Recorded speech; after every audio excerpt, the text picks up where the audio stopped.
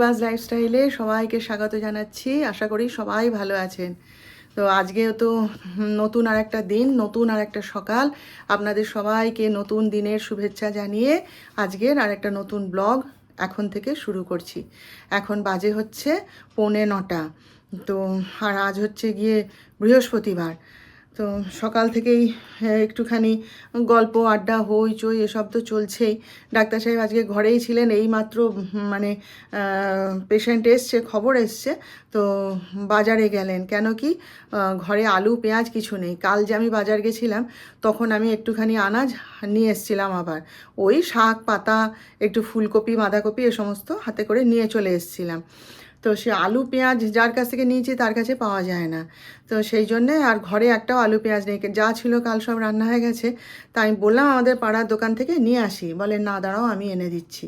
তা সেই গেছে আলু পেঁয়াজ লঙ্কা আরও টুকিটাকি জিনিস সেই সমস্ত আনতে গেছে, বলে আমি এনে দিয়ে তারপর যাব। আর ওই জলখাবারটা খাইয়েই পাঠিয়েছি, কেন কি এসে পরে দুম করে বাজারটা ফেলে দিয়ে না পালিয়ে যাবে। তো ওই কালকে যে কেক কাটা হয়েছিল তার কয়েক পিস ছিল, ডাক্তার সাহেব তো খাননি কালকে। সেই কেক আর মিষ্টি ছিল, মিষ্টি খাইয়ে পাঠিয়ে দিয়েছি। আমি বলি একটুখানি খেয়ে যাও, নইলে যে খিদে পেয়ে যাবে। তা বলে দাও দাও কী আছে দাও, বলে খেয়ে নিয়ে বেরিয়ে গেল। আর আমি এই কাজকর্ম করছি, আমি এখনও জল খাবার খাইনি। দেখি কি করব। সেই ফ্রিজে না সেই দিনে সেই অনেকটা চিঁড়ে সে ভেজানো হয়েছিল, তো সেইটা বাটিতে করে রাখা আছে। ভাবছি সেটাই বের করে একটু পোহা মতন বানিয়ে নিয়ে চা দিয়ে খেয়ে নেব। তো চলুন তাহলে আজকের দিনটা এখান থেকেই শুরু করলাম। আপনারা আমার সঙ্গে থাকুন, দেখতে থাকুন। আজকে খুব সুন্দর ঝলমলে দিন, রোদ মানে সকাল থেকে একদম সেই ঘুম থেকে উঠে থেকে দেখছি রোদ ফাটিয়ে ফেলছে। এই রকম দিন হলেই ভালো লাগে বলুন, ওই বৃষ্টি ভেজা দিন বিরক্তি লাগে। আর কাজকর্মেও এনার্জি পাওয়া যায়, দৌড়ে দৌড়ে সব কাজ হয়ে যাবে, তাই না? ঠান্ডাটাও আজকে কম। এই যে দেখুন হাত কাটা জামা পরে বসে আছি। সকালবেলায় উঠে ফুল হাতা জামা পরেছিলাম, কিন্তু তারপরে এমন গরম লাগলো না কাজ করতে গিয়ে যে খুলে ফেলে দিয়ে যে স্লিভলেস পরে আছি। তো যাই হোক চলুন, হ্যাঁ দিনটা শুরু করলাম এখান থেকে, ব্লগটাও শুরু করলাম। আপনারা সঙ্গে থাকুন। আমার কাছে পুজো দিয়েছিলাম কাল ছেলের নামে, এই যে যিশুর নামে কাল পুজো দিয়েছিলাম। তো যা মিষ্টি এনেছিলাম সবাই খেয়েছে। আমার যিশু খুব ভালোবাসে ওই প্যাঁড়া বা ওইগুলোকে কী মিষ্টি বলে, যা নামগুলো ভুলে গেলাম, এরকম ছোটো ছোটো কিউবের মতো হয়। সেই মিষ্টিগুলো যিশু খুব ভালোবাসে, ওর জন্যই আরও ওই মিষ্টিগুলো কিনে পুজো দিয়েছিলাম। এই যে সবাই কাল খেয়েছে। ডাক্তার সাহেবকেও দিয়েছিলাম একটা সন্দেশ কাল, সে আমি বলি তোমারও তো জন্মদিন পালন হচ্ছে, তুমিও খাও বলতে খেয়েছে।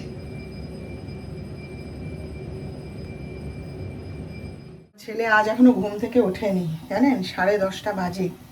এই মাত্র ডেকে দিয়ে এলাম। আমার বাবা বলছিল থাক ডাকতে হবে না, আজকে বিশ্রাম নিই, যতক্ষণ পারে ও নিজেই উঠবে।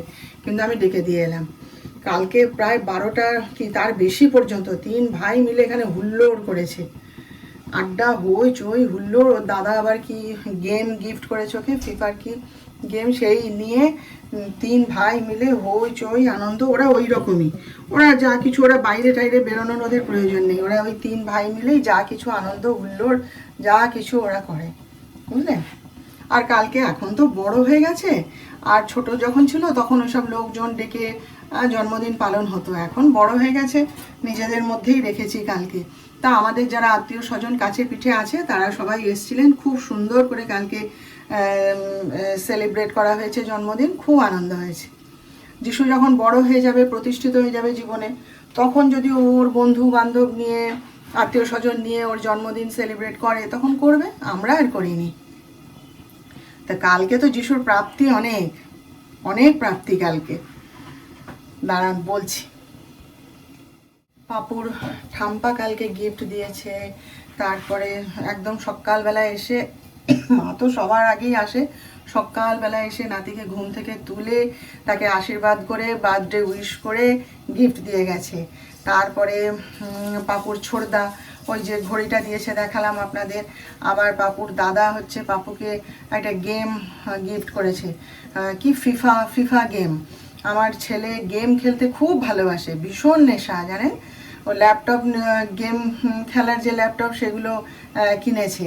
তা সেই রাত জেগে না ওর দাদাদের সাথে বসে বসে গেম খেলবে, ওর বন্ধুদের সাথে বসে বসে গেম খেলবে, বা ঘরে যখন মানে থাকে ও একা একা নিজের মনেই খেলে। তো যখন বড় টিভিতে খেলে তখন আমিও গিয়ে বসে বসে দেখি, জানেন তো, খুব ভালো লাগে দেখতে।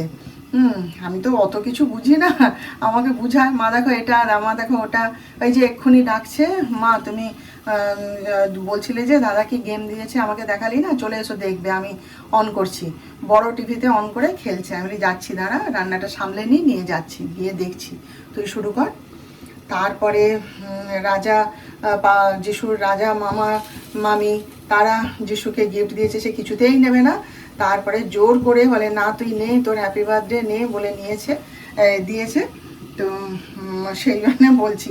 আর বাপি তো আছেই, বাপির কথা তো বলারই নয়, জামা কাপড় কিনে দেওয়া হয়েছে। তারপরে বাপি নিজের হাতে কালকে লুচি পনিরের তরকারি করে খাওয়ালো, আরও অনেক কিছু গিফট করেছে দিয়ে। সেই জন্য বলছি যিশুর কালকে প্রাপ্তি অনেক। হ্যাঁ, যতই বড় হয়ে যাক তবুও এখনো বাচ্চা ছেলে, তাই না? তো এইগুলোই ভালো লাগে আর কি।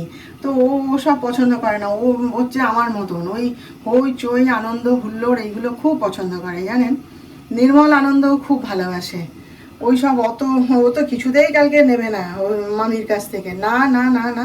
তারপরে আমার দিকে তাকায়, আমি ইশারা করি চোখে করতে, তখন নিয়েছে।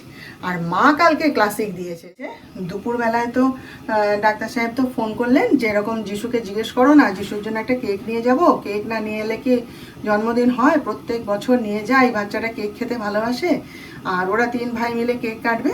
তা যিশুকে জিজ্ঞেস করতে কিছুতেই তো রাজি হয় না, না না ওসব করতে হবে না, ওসব দিন চলে গেছে, এখন ওইসব দরকার নেই, অমুক তমুক। তখন আমি বলি বাবা, বাপির যখন ইচ্ছা হচ্ছে একটা আনুক না, সবাই মিলে তোরা কেক কাটবি, ভালো তো, হই চই হবে, একটু আনন্দ হবে, কি আছে একটুখানি। কেক তো বুড়ো বয়সেও কাটা যায়, বাচ্চা বয়সেও কাটা যায়। তো কেক একটা নিয়ে আসবে, বাপির ইচ্ছা হচ্ছে, তুই না করিস না। তখন বলে আচ্ছা নিয়ে এসো। এবার ডাক্তার সাহেব যখন খেতে এসছে তখন তো নিয়ে এসছে কেকটা। এবার মাকে সেটা জানানো হয়নি। হ্যাঁ, এবার যখন সন্ধ্যাবেলায় আমরা উপরে গেছি কেক টেক নিয়ে সিঁড়ি দিয়ে উঠছি, এবার মা ফোন করেছে ওকে, জানে, বলে কি হ্যাঁ রে আজকে যে ছেলেটার জন্মদিন, একটা কেক টেক কিছু আনবি না? বলে তুই কোথায়? আর এত বদমাস, বলে আমি নার্সিংহোমে। আমরা তখন সিঁড়ি দিয়ে উঠছি, বলে আমরা তো নার্সিংহোমে। না তুই আসার পথে একটা কেক নিয়ে চলে আসবি, হ্যাঁ ছেলেটার জন্মদিন কেক। আর বলে আচ্ছা ঠিক আছে, এই তো আনছি। তারপরে তো আমরা উপরে গেছি, মা তো মায়ের ঘরে ছিল, উপরে গেছি, গিয়ে টেবিলে কেক টেক সাজানো হয়েছে, সমস্ত কিছু রেডি করা হয়েছে। হ্যাঁ, আত্মীয় স্বজন সবাই এসেছিল কালকে, সব জড়ো হয়েছে এক জায়গায়। এবারে মাকে ডাকতে গেছে, তখন মা বলে তুই এক্ষুনি চলে এলি, তোকে যে এক্ষুনি ফোন করলাম। বলে হ্যাঁ এক্ষুনি কেক নিয়ে চলে এসেছি, চলে এসো। বলে তো মাকে ধরে ধরে নিয়ে আসছে। এইবার আমাকে দেখে বলে কি তুমি কেমন মেয়ে ছেলে, হ্যাঁ মা হয়েছ, ছেলের জন্মদিন একটা কেক আনতে বলতে পারোনি? আমি যিশু ভীমুকে ফোন করলাম, তবে ভীমু কেকটা নিয়ে এলো, দেখেছো? আমি আর ভাঙিনি, আমি বলি ও আচ্ছা হ্যাঁ সত্যি তো, বলে ছেড়ে দিয়েছি। সবাই হাসছে, জানেন, সবাই হাসছে, এনজয় করছে, কেউ আমরা কিছু বলিনি। যা মনে করে রেখেছে তাই থাক, তাই না? তো কালকে মা দারুণ দিয়েছে, নিচে এসে ও সেটা আলোচনা করছিল ডাক্তার সাহেবের সাথে। আমি তুমি এত বদমাস, তুমি এরকমভাবে বললে। মামা শ্বশুর আছে, মেজো মামা শ্বশুর ভিলাইতে থাকে, তার জন্মদিন আর যিশুর জন্মদিন একই দিনে, এই 25শে ডিসেম্বর। তো প্রত্যেক বছর মা হচ্ছে মামাকে উইশ করে ফোন করে, আর মামাও আমার ছেলেকে উইশ করে। তো কালকে ওরকম সকালবেলায় যিশুকে মামা উইশ করেছে। ভালো লাগে বলুন, সবসময় কি আর গিফট দিতে হবে? বার্থডে উইশ করাটাই তো যথেষ্ট, তাই না? যাই হোক, ওই যে ভাইরা মিলে সব কাজ থেকে ফিরে ওই যে এখন আবার ঢুকেছেন ঘরে, ঢুকে গেম খেলা হচ্ছে, ফিফা গেম। চিৎকার করছে দেখুন, যেন সেই মাঠে ফুটবল খেলা হলে যেমন সবাই চিৎকার করে ওই রকম চেঁচাচ্ছে। ওই জন্য দরজা বন্ধ করে দিয়ে কথা বলছি। আর আমি রান্না তো সব হয়ে গেল, যাবো চান করতে। আজকে বৃহস্পতিবারের পুজোটা এখনও করা হয়নি, জানেন, ইচ্ছে করলো না, রান্না টান্না করে শেষ করে নিয়ে এবার যাব। তো এই যে একটুখানি ফল খাবো। আর যিশু তো সকাল থেকে উঠে কিচ্ছু খেলো না, 1 কাপ চাও খেলো না। বলে মা আমার না গা গুলাচ্ছে কেমন, আর ওই যে কালকে অত হাবি জাবি খেয়েছে না, কেক খেয়েছে, তারপরে লুচি পনির, ওর বাবা তো একবারে মানে ছেলেকে একদম যেহেতু জন্মদিন একবারে পেট ভরে খাইয়েছে কাল।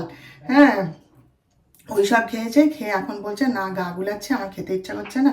আমি বললাম এক কাপ লিকার চা খা, বললো না তাও খাবো না, দেখি যদি ভাত খেতে ইচ্ছা করে তো খাবো, না হলে খাবো না। তো যাই হোক চলুন পরে দেখাচ্ছি কী কী রান্না করলাম, ঠিক আছে। আজ কী কী রান্না করেছি জানেন? এই দেখুন, ডিমের ঝোল, আর এই হচ্ছে পুঁই মিচড়ি, পুঁই বীজের তরকারি, পুঁই মিচড়ি, ঠিক আছে। এখানে হচ্ছে মাছের ঝোল, আর এই এই দেখুন মা লক্ষ্মীর পুজো করে উঠলাম,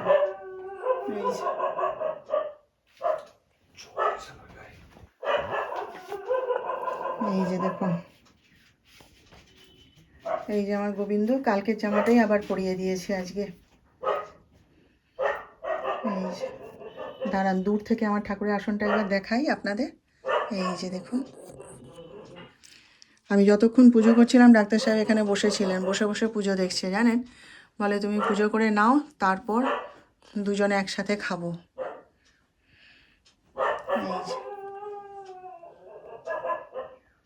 এই যে একটুখানি বাইরে যেতে হয়েছিল, আর আমার ভীম বার মানে বাসন ধোয়ার যেটা ছিল না, ডাক্তার সাহেবকে সকালে বলেছিলাম, ও আলু পেঁয়াজ লঙ্কা সব এনে দিয়েছে, এটা আনতে ভুলে গেছিলো। তা আমি ফেরার পথে এই যে নিয়ে এসেছি, একবারে 10টা নিয়ে চলে এসেছি। আর এই যে এখানে যা তরকারি রান্না হবে সব সাজিয়ে গুছিয়ে রেখে দিয়েছি কণার জন্য, এখানে আটা রেখে দিয়েছি। এখন বলতে পারছি না কণা আজকে আসবে কিনা, কারণ সকালে এসছে কিনা আমি জানি না, জিজ্ঞেস করতেও ভুলে গেছি।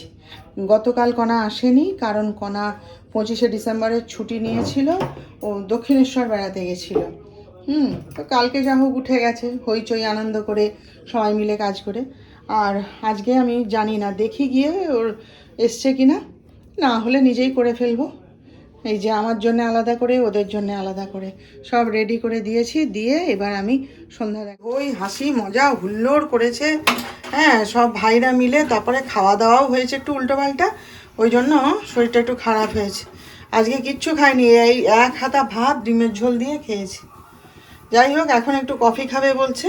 তাই যে কালকে যে টোন্ড মিল্ক এনেছিলেন ডাক্তার সাহেব, ওই পায়েস করার জন্য 2টো প্যাকেট এনেছিল, তো তার একটা প্যাকেট বেঁচে গেছিলো।